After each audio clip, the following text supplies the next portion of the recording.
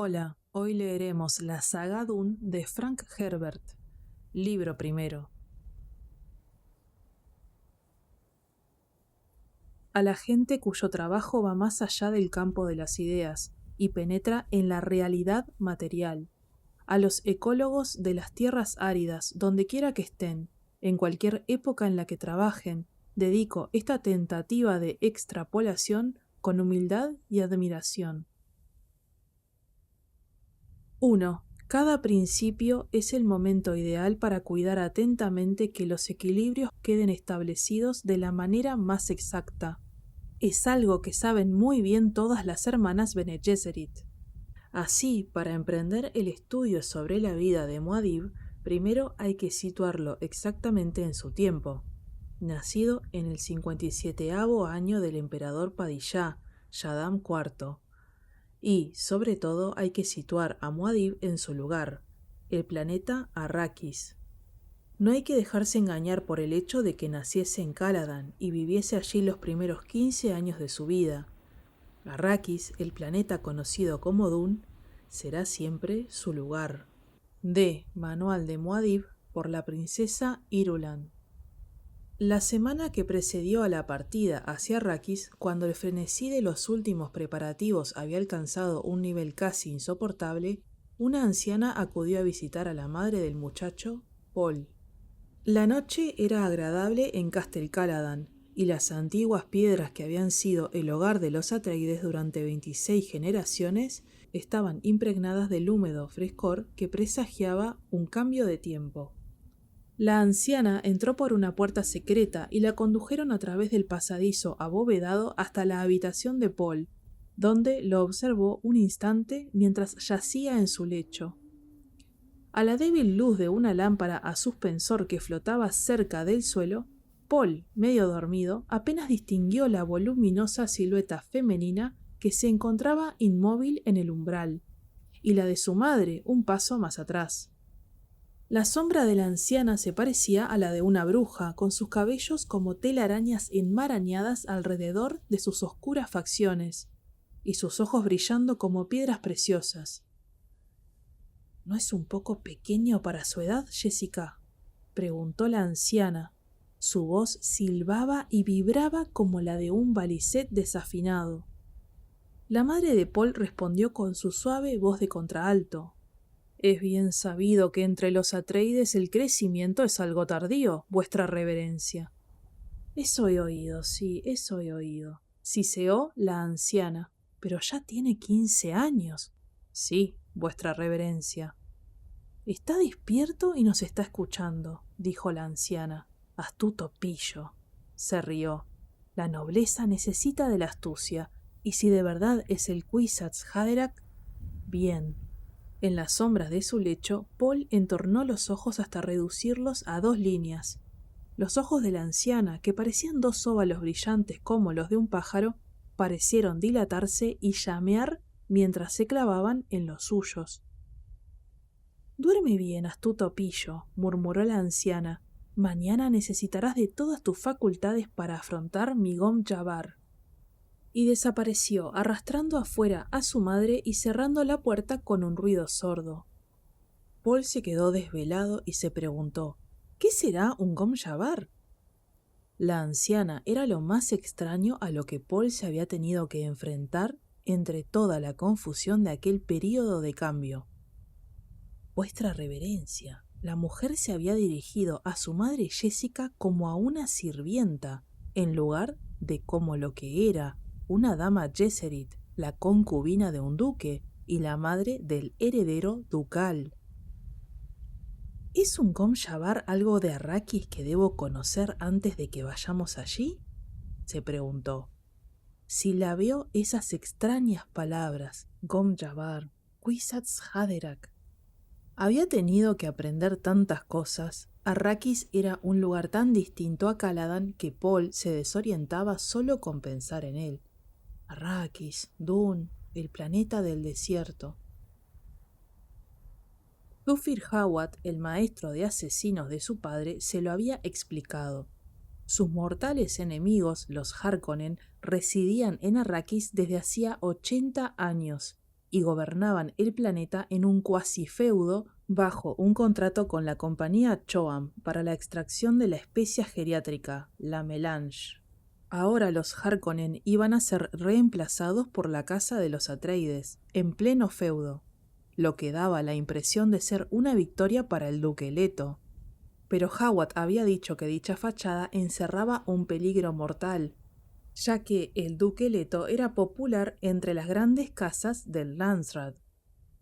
Un hombre demasiado popular provoca los celos de los poderosos, había dicho Hawat. Arrakis, Dune, el planeta del desierto. Paul se durmió de nuevo y soñó con una caverna arraquena, con seres silenciosos que se erguían a su alrededor a la tenue luz de los globos. Todo era solemne, como en el interior de una catedral, y oía un débil sonido, el repiqueteo del agua. Aún en sueños, Paul sabía, sin embargo, que al despertar lo recordaría todo. Siempre recordaba sus sueños premonitorios. El sueño se desvaneció. Paul se despertó en el tibio lecho y pensó. Quizá aquel mundo de Castle Caladan, donde no tenía juegos ni compañeros de su edad, no merecía su nostalgia ahora que se iba a marchar. El doctor Yue, su preceptor, le había dado a entender de forma ocasional que el sistema de castas de las Fraufelush no era tan rígido en Arrakis. En el planeta había gente que vivía al borde del desierto sin un Caid o un Bayar que la gobernase, los llamados Fremen, elusivos como el viento del desierto, que ni siquiera figuraban en los censos de los registros imperiales. Arrakis, Dune, el planeta del desierto. Paul se empezó a sentir nervioso y decidió practicar uno de los ejercicios corporales mentales que le había enseñado su madre. 3 rápidas inspiraciones desencadenaron las respuestas: estado de percepción flotante, ajuste de su conciencia, dilatación aórtica, alejamiento de todo mecanismo no focalizado, concienciación deliberada, enriquecimiento de la sangre e irrigación de las regiones sobrecargadas. Nadie obtiene alimento, seguridad, libertad solo con el instinto. La conciencia animal no se extiende más allá de un momento dado, como tampoco admite la posibilidad de la extinción de sus víctimas. El animal destruye y no produce. Los placeres animales permanecen encerrados en el nivel de las sensaciones sin alcanzar la percepción. El ser humano necesita una escala graduada a través de la que poder ver el universo. Una conciencia selectivamente centrada es lo que forma su escala. La integridad del cuerpo depende del flujo sanguíneo, sensible a las necesidades de cada una de las células. Todos los seres, células, cosas son no permanentes. Todo lucha para mantener el flujo de la permanencia. La lección recorrió una y otra vez la divagante conciencia de Paul.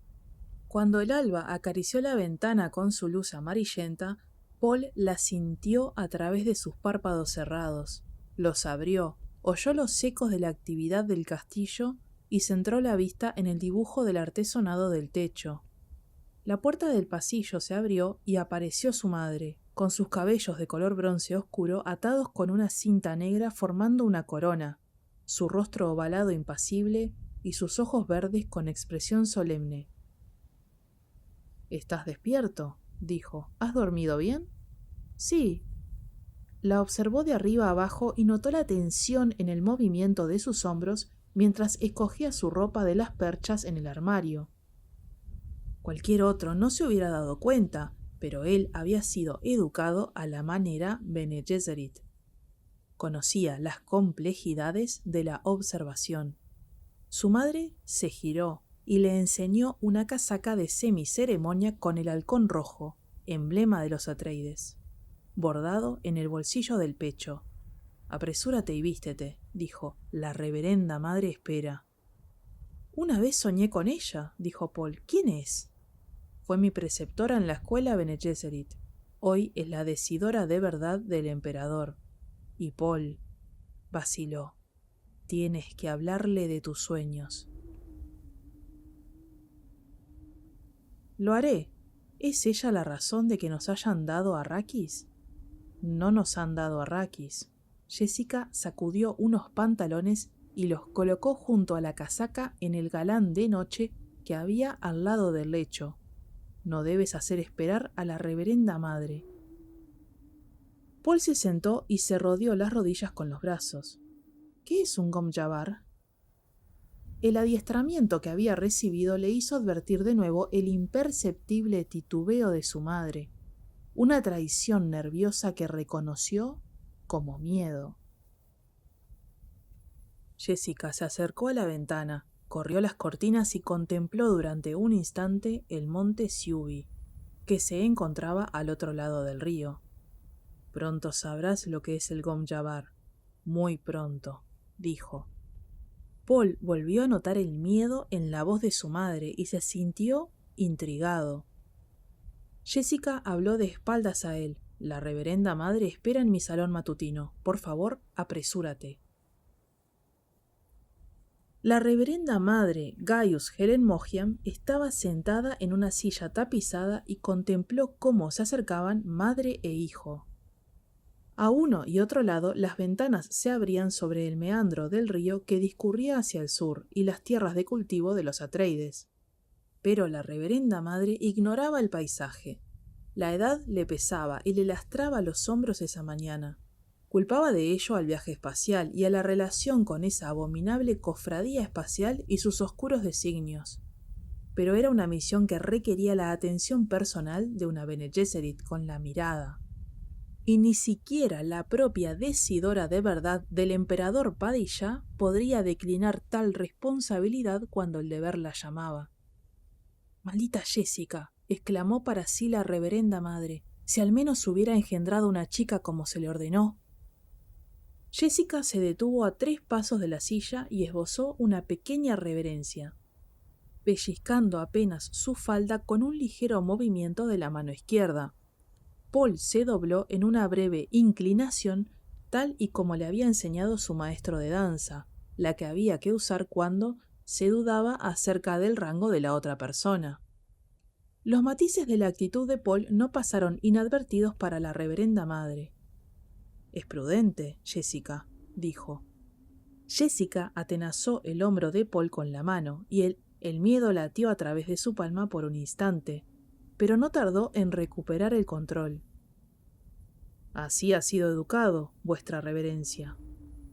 «¿Qué es lo que teme?», se preguntó Paul.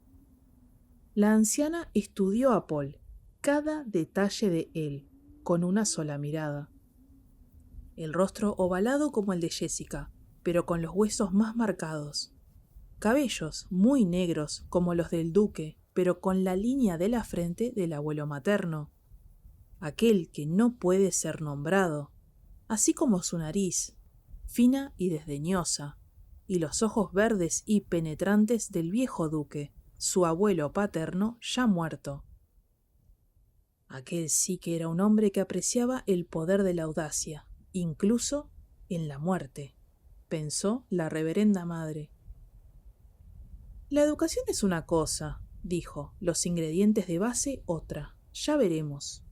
Sus viejos ojos fulminaron a Jessica con una dura mirada. Déjanos. Te ordeno que practiques la meditación de paz. Jessica retiró la mano del hombro de Paul. Vuestra reverencia, yo... Jessica, sabes que hay que hacerlo. Paul alzó sus ojos hacia su madre, perplejo. Jessica se embaró. Sí, por supuesto. Paul volvió a mirar a la reverenda madre. La veneración y el sobrecogimiento que la anciana despertaba en su madre aconsejaban prudencia.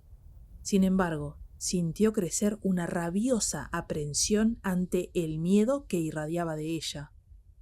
Paul. Jessica respiró hondo. Esta prueba a la que vas a ser sometido es importante para mí. ¿Prueba? La miró. Recuerda que eres el hijo de un duque, dijo Jessica. Dio media vuelta y abandonó el salón a largos pasos que dejaron tras de sí el brusco rumor del roce de su vestido. La puerta se cerró con fuerza a sus espaldas. Paul encaró a la anciana y contuvo la irritación. ¿Desde cuándo se echa a la dama Jessica como si fuese una sirvienta? Una sonrisa se dibujó por un instante en las comisuras de aquella boca llena de arrugas. La dama Jessica fue mi sirvienta durante 14 años en la escuela, muchacho. Inclinó la cabeza. Y una buena sirvienta, debo reconocer. Ahora, acércate. La orden le sentó como un latigazo. Paul se dio cuenta de que había obedecido incluso antes de haber pensado en ello. Ha usado la voz contra mí, pensó. Ella lo detuvo con un gesto cerca de sus rodillas. ¿Ves esto?, preguntó. Sacó de entre los pliegues de su ropa un cubo de metal verde que tenía unos 15 centímetros de lado. Lo hizo girar, y Paul vio que una de sus caras estaba abierta. Era negra y extrañamente aterradora. Ninguna luz penetraba en esa abierta oscuridad. «Mete la mano derecha en esta caja», dijo ella. El miedo se apoderó de Paul. Retrocedió. Pero la anciana dijo: «¿Es así como obedeces a tu madre?». Afrontó la mirada de sus brillantes ojos de pájaro. Paul metió la mano dentro de la caja despacio y consciente del ansia ineludible que surgía de su interior. Al principio experimentó una sensación de frío a medida que la oscuridad se cerraba en torno a su mano. Después, el contacto del liso metal con sus dedos y un hormigueo, como si se le durmiera la mano. La anciana le dedicó una mirada de depredador. Apartó la mano derecha de la caja y la colocó junto a la nuca de Paul, quien vio un destello metálico y empezó a girar la cabeza. «¡Quieto!», espetó la mujer. Ha vuelto a usar la voz. Paul volvió a mirarla a la cara. «He colocado el Gom Jabbar junto a tu cuello», dijo. «El Gom Jabbar, el peor enemigo. Es una aguja con una gota de veneno en la punta. Quieto, no te muevas o el veneno te morderá». Paul intentó tragar saliva, pero tenía la garganta seca. Era incapaz de apartar su atención de aquel viejo rostro arrugado, aquellos ojos brillantes, aquellas encías pálidas, aquellos dientes de metal plateado que brillaban a cada palabra. «Es necesario que el hijo de un duque sepa sobre venenos», dijo. «Se podría decir que están de moda, ¿no? Musky para envenenar la bebida, aumas para envenenar la comida, los venenos rápidos, los lentos y los intermedios. Este no lo conoces, el Gom Jabbar. Solo mata a los animales». El orgullo dominó el miedo de Paul. «¿Insinuáis que el hijo de un duque es un animal?», preguntó. «Digamos que insinuó que podrías ser humano», dijo. «No te muevas, te lo advierto, no intentes apartarte. Soy vieja, pero podría clavarte esta aguja en el cuello antes de que consiguieras alejarte lo suficiente». «¿Quién sois?», siseó Paul. «¿Cómo habéis engañado a mi madre y conseguido que me dejara a solas con vos? ¿Os envían los Harkonnen?» «Los Harkonnen, cielos, no. Ahora, silencio». Un dedo enjuto le tocó la nuca y Paul tuvo que reprimir su involuntaria necesidad de escapar. «Muy bien», dijo ella. «Has pasado la primera prueba. Continuemos. Si retiras tu mano de la caja, morirás. Esa es la única regla. Si dejas la mano en la caja, vivirás. Si la quitas, morirás». Paul respiró hondo para contener el estremecimiento. «Si grito, el lugar se llenará en un momento de sirvientes que caerán sobre vos y moriréis. Los sirvientes no conseguirán atravesar la puerta que está custodiando tu madre. Puedes estar seguro. Ella sobrevivió a esta prueba. Ahora ha llegado tu turno. Siéntete honrado. Es raro que sometamos a los chicos a ella». La curiosidad redujo el miedo de Paul hasta un nivel controlable. Había detectado certeza en las palabras de la anciana. Era innegable. Si su madre estaba afuera montando guardia, Si realmente se trataba de una prueba, fuera como fuese, ya no podía librarse. Atrapado por esa mano que tenía cerca de la nuca, el Gom Jabbar. Recordó las palabras de la letanía contra el miedo, del ritual de Bene Gesserit, tal como su madre se las había enseñado. No conoceré el miedo. El miedo mata la mente. El miedo es la pequeña muerte que conduce a la destrucción total. Afrontaré mi miedo, permitiré que pase sobre mí y a través de mí, y cuando haya pasado, giraré mi ojo interior para escrutar su camino. Allá donde haya pasado el miedo, ya no habrá nada, solo estaré yo. Sintió que recuperaba la calma y dijo: «Terminemos ya con esto, anciana». «¡Anciana!», gritó ella. «Sin duda tienes valor. Bien, vamos allá, señor mío». Se inclinó hacia él y su voz se convirtió en un susurro. «Sentirás dolor en la mano que tienes dentro de la caja. Dolor. Pero, si la sacas, mi Gom Jabbar tocará tu cuello, y la muerte será tan rápida como el hacha del verdugo. Retira la mano y el Gom Jabbar te matará. ¿Has comprendido?» «¿Qué hay en la caja?» «Dolor». Sintió aún más escozor en la mano. Apretó los labios. «¿Cómo es posible que esto sea una prueba?», se preguntó. El escozor se convirtió en comezón. «¿Has oído hablar de los animales que se devoran una pata para escapar de una trampa?», dijo la anciana. «Es la astucia a la que recurriría un animal. Un humano se quedaría atrapado, soportaría el dolor y fingiría estar muerto para coger por sorpresa al cazador, intentar matarlo y eliminar así un peligro para su especie». La comezón se convirtió en un ligero ardor. «¿Por qué me haces esto?», preguntó. «Para determinar si eres humano. Ahora, silencio». Paul cerró con fuerza la mano izquierda mientras el ardor aumentaba en la otra. Crecía lentamente. Calor y más calor, y más calor. Sintió que las uñas de la mano izquierda se le clavaban en la palma. Intentó abrir los dedos de la mano que le ardía, pero no consiguió moverlos. «Quema», susurró. «Silencio».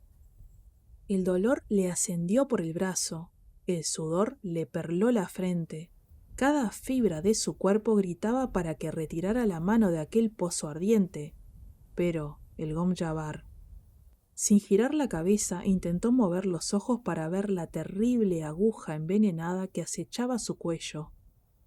Se dio cuenta de que jadeaba e intentó dominarse sin conseguirlo. Dolor. El mundo a su alrededor se vació, a excepción de su mano derecha, inmersa en aquella agonía, y el rostro surcado de arrugas que lo miraba fijamente a pocos centímetros del suyo. Tenía los labios tan secos que le costó separarlos. «Quema, quema». Le dio la impresión de que la piel de esa mano agonizante se arrugaba y ennegrecía, se agrietaba, caía y dejaba tan solo huesos carbonizados. Y luego todo cesó. Dejó de sentir dolor, como si alguien hubiera pulsado un interruptor. Paul sintió que le temblaba el brazo derecho y que el sudor le seguía chorreando por todo el cuerpo. «Suficiente», murmuró la anciana. «Kul Wahad, ninguna chica había aguantado tanto jamás. Debería de haber deseado tu fracaso».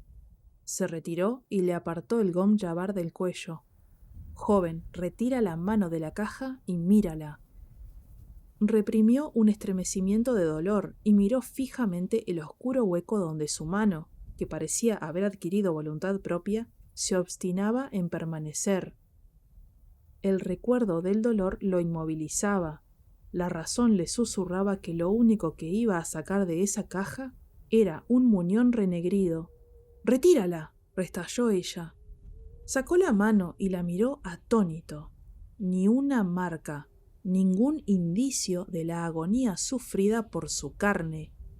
Alzó la mano, la giró y distendió los dedos. «Dolor por inducción nerviosa», dijo la anciana. «No puedo ir por ahí mutilando potenciales seres humanos. De todos modos, Más de uno daría su mano por conocer el secreto de esta caja. La cogió y la deslizó entre los pliegues de su ropa. «Pero el dolor», dijo Paul. «El dolor», resopló la mujer. «Un humano puede dominar cualquier nervio del cuerpo». Paul notó que le dolía la mano izquierda. La abrió y descubrió 4 sangrantes marcas allí donde las uñas se le habían clavado en la palma. La dejó caer por el costado y miró a la anciana. «¿Hicisteis lo mismo a mi madre?» «¿Has tamizado arena alguna vez?», respondió ella. La tangencial agresividad de la pregunta le hizo ponerse muy alerta. «Tamizar arena», asintió. «Nosotras, las Bene Gesserit, tamizamos a la gente para descubrir a los humanos». Paul levantó la mano derecha y rememoró el dolor. «¿Y todo se basa en el dolor?» «Te he observado en tu dolor, muchacho. El dolor no es más que la base de la prueba. Tu madre te ha enseñado la forma en que observamos.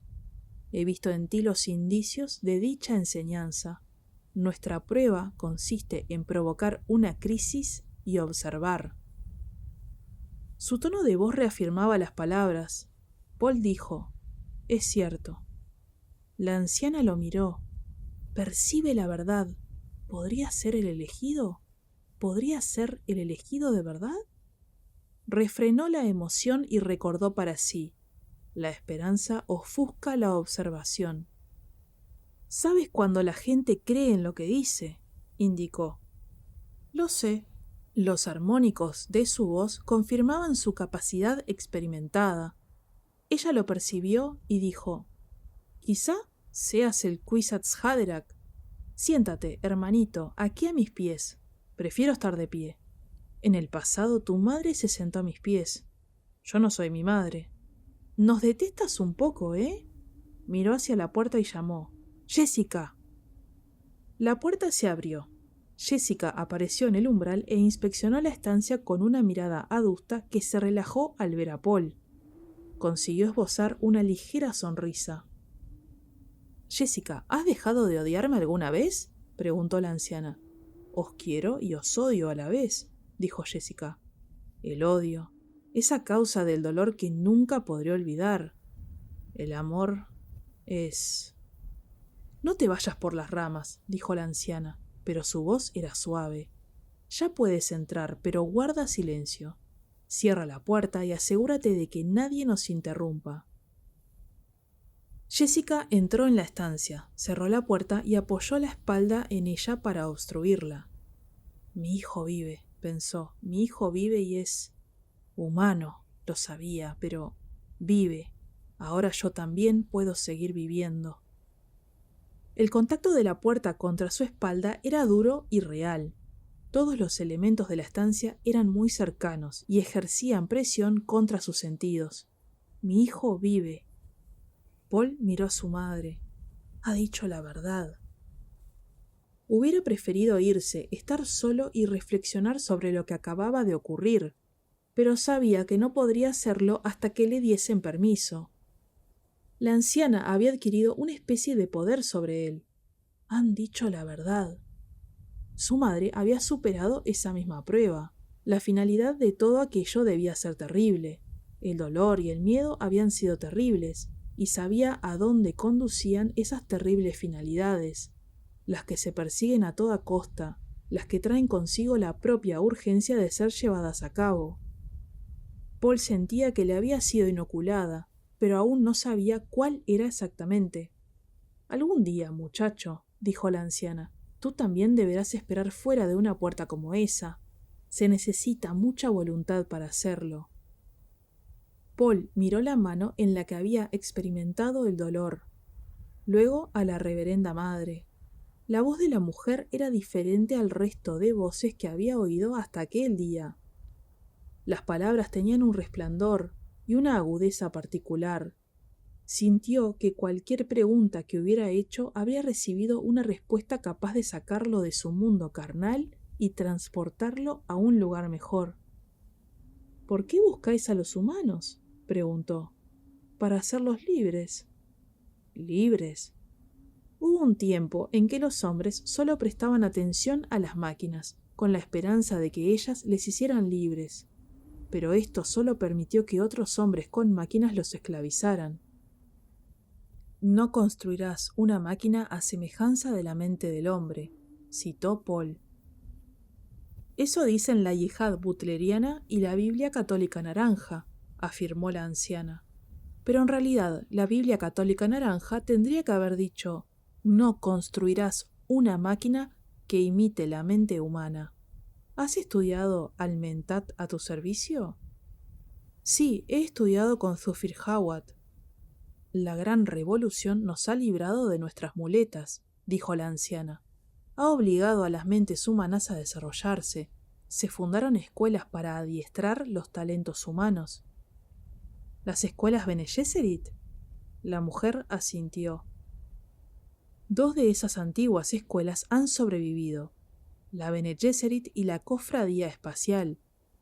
La cofradía concentra todos sus esfuerzos en las matemáticas puras, o eso parece al menos. La Bene Gesserit desarrolla otra función. Política, dijo Paul. Kul Wahad, dijo la anciana. Fulminó con la mirada a Jessica. No le he dicho nada, vuestra reverencia, dijo Jessica. La reverenda madre volvió a centrarse en Paul. Has necesitado pocos indicios para deducirlo, dijo. Política, en efecto. La escuela Bene Gesserit original estaba dirigida por aquellos que intuyeron que se necesitaba una continuidad en las relaciones humanas. Vieron que dicha continuidad no podía existir sin separar el linaje humano del linaje animal, por razones de selección. Las palabras de la anciana perdieron de improviso ese resplandor tan particular que Paul había encontrado en ellas. Percibió una ofensa hacia lo que su madre llamaba instinto para la sinceridad. No era que la reverenda madre le mintiera. La mujer sin duda creía en lo que le estaba diciendo. Era algo más profundo, algo ligado a esa terrible finalidad. Pero mi madre me ha dicho que muchas Bene Gesserit de las escuelas desconocen su genealogía, dijo. Todas las ascendencias genéticas están en nuestros archivos, dijo ella. Tu madre sabe que es de ascendencia Bene Gesserit, o que fue aceptada como tal. Entonces, ¿por qué nunca has sabido quiénes fueron sus padres? Algunas lo saben, muchas no. Puede que, por ejemplo, hubiésemos deseado que procreara con un consanguíneo a fin de convertir en dominante algún rasgo genético.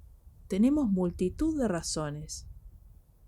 Paul percibió de nuevo la ofensa hacia el instinto para la sinceridad. Luego dijo: tomáis muchas decisiones unilaterales. La reverenda madre lo miró en silencio y pensó: ¿es crítica lo que percibo en su voz? Nuestra carga es pesada, dijo. Paul se dio cuenta de que se había ido recuperando poco a poco de la conmoción de la prueba. Le dedicó una mirada calculadora y dijo: ¿decís que tal vez yo sea él? ¿Kwisatz Haderach? ¿Qué es? ¿Un Gom Jabbar humano? Paul, dijo Jessica, no debes emplear ese tono con... Yo me encargo, Jessica, dijo la anciana.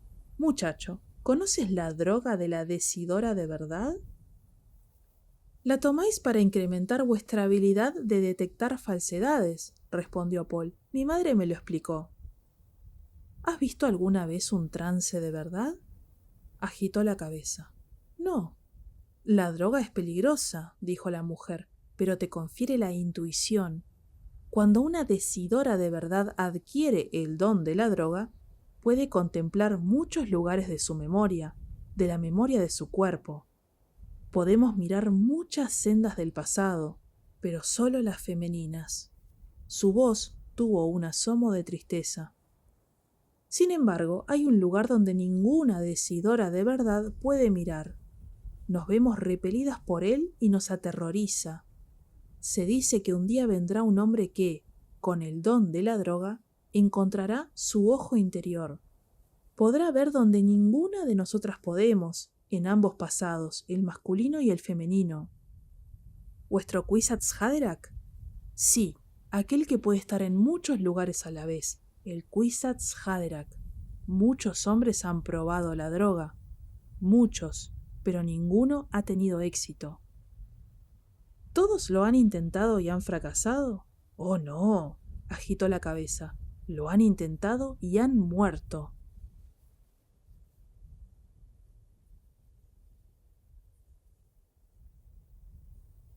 Hasta acá llegamos con el episodio de hoy. No olvides darle like, suscribirte y activar la campanita para que no te pierdas los próximos episodios.